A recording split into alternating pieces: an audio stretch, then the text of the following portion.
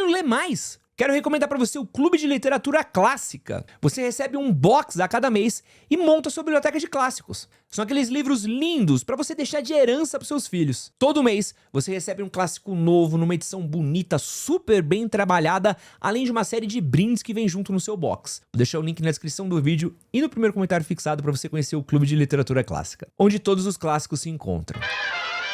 Bom, rapaziada, eu quero comentar uma coisa aleatória com vocês aqui. Porque eu estou numa jornada de ler livros clássicos. E não sei se eu já falei isso pra vocês, recentemente eu li O Estrangeiro, de Albert Camus. Eu reli Metamorfose, do Kafka. Eu tô lendo Matadouro 51.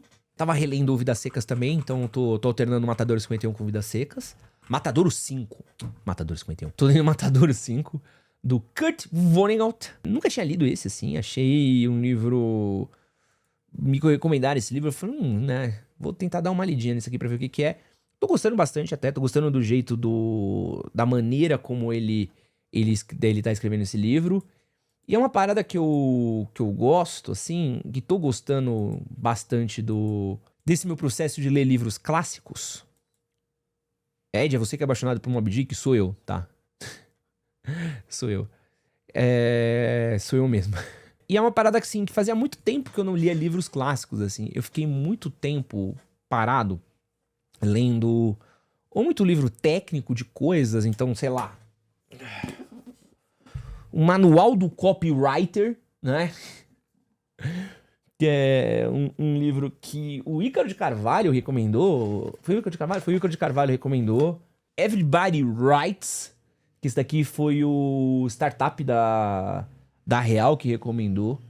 Então, assim, eu tenho uma tatuagem no Moby Dick, tá? Pra quem... Opa, aqui. A tatuagem da Moby Dick. Porque eu gosto. Então, eu passei muito tempo lendo livro técnico, muita coisa cabeçuda. Ou mais de desenvolvimento, ou sei lá, tava lendo rápido e devagar. Sabe, esse tipo de leitura, Sapiens, né? E fazia muito tempo que eu não parava para ler livro clássico, assim. E aí eu resolvi retomar esse processo, assim, de ler algumas coisas que eu não tinha lido. Eu li muita coisa quando eu tava na época da faculdade. Inclusive, foi a época que eu mais li livros na minha vida, assim, porque eu pegava muito transporte público. Então, eu ia e voltava de metrô. Então, eu ficava, às vezes, sei lá, 1 hora e meia no transporte público pra ir pra faculdade, 1 hora e meia no transporte público pra voltar, né? Porque eu precisava pegar um glorioso... Precisava descer a pé até o metrô Barra Funda, pegar um metrô Barra Funda até a estação Belém, pegar um ônibus e chegar na minha casinha, né? E a mesma coisa pra voltar pra ir pra faculdade. Então eu lia muito. Como a faculdade não tinha dinheiro pra comprar livro na época da faculdade, eu pegava muito livro emprestado. Muito livro emprestado. Então eu ia na biblioteca, e a biblioteca normalmente tinha muito livro clássico, né? Não tinha livro novo, mas tinha muito livro clássico. E com isso eu fui lendo muita coisa, assim, muita coisa que eu fui lendo. Assim, eu pegava a lista de, melhores livros, não sei o quê. Ia lendo. E tem uma coisa que eu acho que é muito importante na leitura, primeiro de ficção e segundo de livro clássico. Primeiro na leitura de ficção, e é uma coisa que eu tenho defendido muito aqui. A gente tem uma leitura que ela desafia a nossa imaginação e a nossa cognição. A gente tá preguiçoso, gente. A nossa imaginação tá preguiçosa, o nosso raciocínio tá preguiçoso. Assim, eu sou autor de um livro de desenvolvimento pessoal, tá? Não preciso tirar isso daqui. Não vou fingir que não. Mas eu acho que isso daqui, apesar de ser uma leitura que te ajuda, que a ideia é justamente me comunicar com você, ela é uma leitura bem preguiçosa. Ela é uma leitura que ela é muito simples. Ela é uma leitura muito básica. E eu acho que falta, às vezes, uma leitura que ela exija algo de você. E eu também lia muito quadrinho, tá, Geraldo? Eu também lia muito quadrinho, li muito mangá. Eu acho que falta uma leitura que você precise pensar, que te desafie. Então, por exemplo, eu quero falar daqui a pouco do Estrangeiro, do Albert Camus, que eu li. O Albert Camus, mano, ele...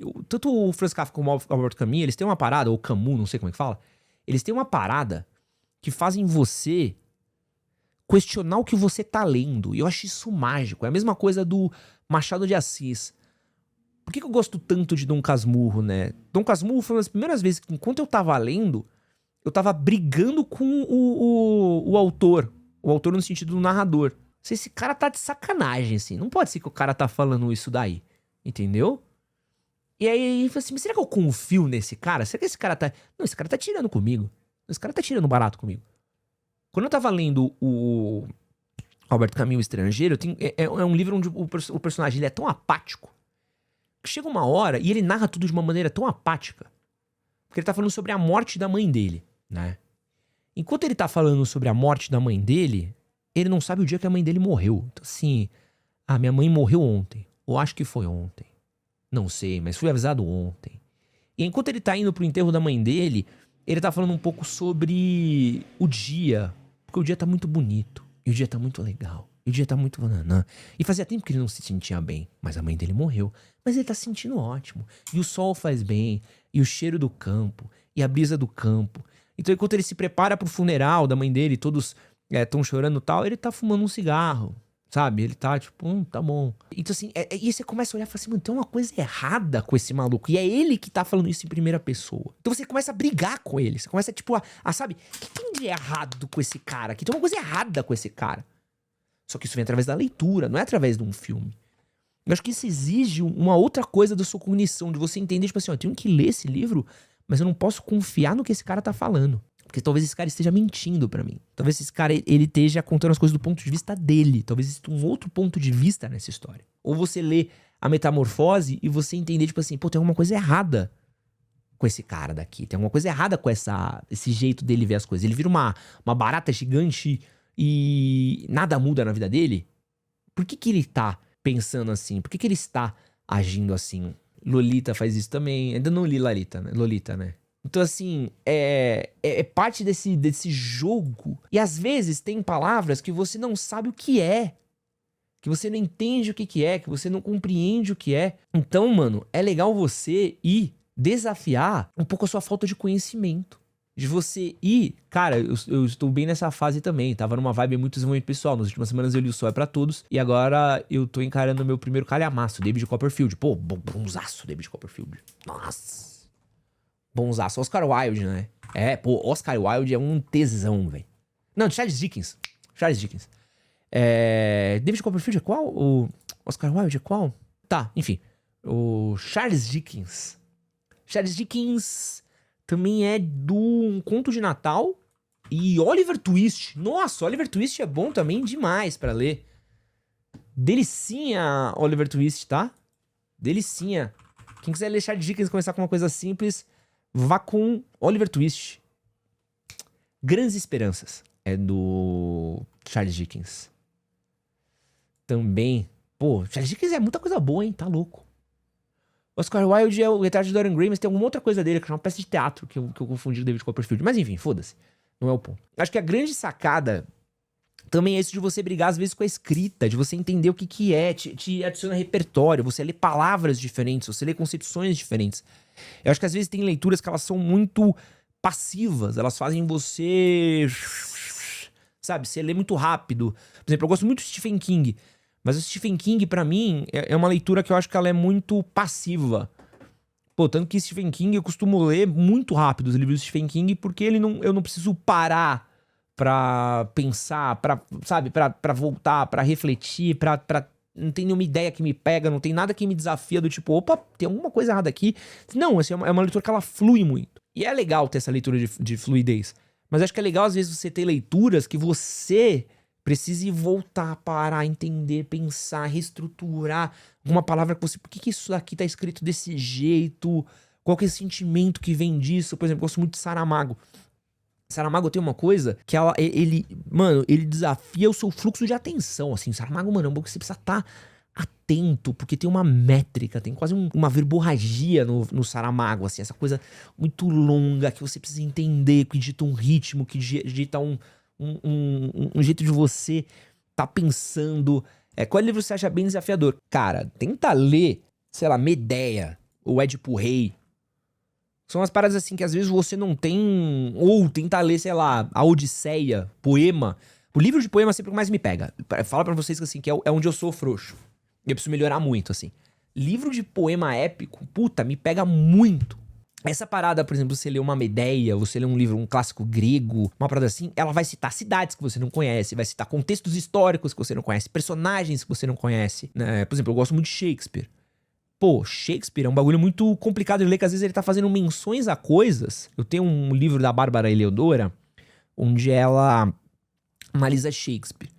Então é muito legal você ler Shakespeare, às vezes com uma leitura comentada de Shakespeare, porque você, tipo, tá lendo, aí você precisa voltar, e você começa a entender, tipo, se na hora que ele falou disso, isso daqui era uma menção histórica a não sei o quê. Isso daqui, ele tá fazendo uma menção a tal lugar, a tal reino, a tal coisa. E na tragédia grega é exatamente a mesma coisa. Tá sendo citado personagens, deuses, batalhas, coisas que vocês não sabem. É um texto pensado pra teatro, é um texto, às vezes, com uma coisa meio mais pensada pra uma leitura dramática. Isso é do caralho. Pô, isso é do caralho, entendeu? E eu acho que isso é uma grande coisa, que é você tá lendo da ficção, que assim, você precisa pensar na voz do personagem, você precisa pensar no que ele, como tem a entonação, como é aquele personagem, como é a fluidez. Isso vai fazendo você pensar muito forte, você vai se colocando em outro tempo, com outras dinâmicas, com outras histórias, com outros conceitos. Até mesmo alguma coisa que deixa o autor horrorizado. Se você lê Orgulho e Preconceito. Orgulho e Preconceito, véi. Orgulho e Preconceito hoje em dia é um livro... É uma história, né, por assim dizer. É um livro brabo. Mas assim, a história de Orgulho e Preconceito é um cara e uma mina, né, que se conhece. E aí fica nessa do... vai ou não vai? Assim, vai casar, não vai casar? Quer casar, não quer casar? Então ela é uma coisa... tipo assim, da relação das pessoas no meio que tá contando a história da sociedade. Então você vai ler Orgulho e Preconceito... Assim, gente, mas o que eles estão brigando? Qual que é o conflito aqui? Pro nossos olhos, pros nossos óculos da sociedade de hoje em dia, aquilo é meio idiota. Mas naquela época, porra... Nossa, mega transgressor. E assim, eu acho que tem um pouco desse desafio também. De você olhar e falar assim, pô, esse livro sobreviveu anos. A gente tá falando dessa história há anos. Esse livro é estudado há anos. Por quê? O que tem? Quantos livros não foram publicados no mesmo ano que o Processo do Franz Kafka foi publicado? Mas assim, por que a gente fala tanto do Processo até hoje? Quantos livros foram publicados quando a gente teve, sei lá, o Guarani? E por que a gente fala ainda hoje de o Guarani? Sabe? Qual que é essa parada que tem nisso? O que faz esse livro tão especial? Então eu gosto muito assim de ler o livro e buscar uma aula, né? Tem um canal do Rodrigo Leão, bom canal, que eu tenho consumido bastante. Isso tem me feito estudar coisas diferentes, pensar em coisas diferentes, refletir em coisas diferentes. Isso se tornou um hobby muito bom pra mim, assim. Tipo, não só ler, mas refletir sobre o que eu li. Ver novas análises do que eu li, né? Novas leituras sobre o que eu li. Ed, você já leu Tropas Estelares? E fez o filme compartilhou do filme do Van Hove? Cara, eu não gosto desse livro do Tropas Estelares, tá? Eu li o livro, puta, eu acho bem qualquer coisa. Gosto mais do filme do Paul Hoover do que do livro, né? Tipo, um livro bem bagaceiro, assim, por assim dizer, tá? Acho que tem ficção científica muito melhor do que Tropas Estelares. Não sou fã, não. Mas do Paul Verhoeven, sou fãzaço do filme dele. Então acho que, assim, existem esses livros clássicos, esses desafios, e eu tenho gostado muito de fazer isso, né? E, pô, recomendo muito a literatura de ficção pra vocês, cara. Acho que é uma parada que a gente precisa incentivar um pouquinho mais. Sair um pouco dessa coisa meio técnica...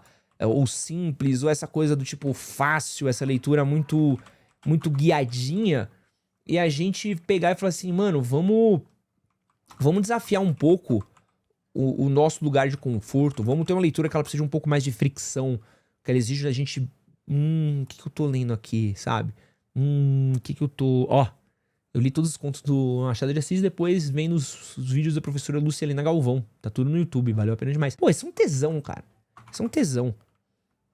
Sabe, é você achar profundidade nas coisas, assim. Acho que a gente precisa um pouco disso também. Esse que você acabou de assistir é um corte da live do Castrinho, que acontece todas as terças às 10 da manhã e todos os domingos às 9 horas da noite no canal Edson Castro Oficial. Não esquece de curtir, compartilhar, se inscrever e é nóis. Valeu!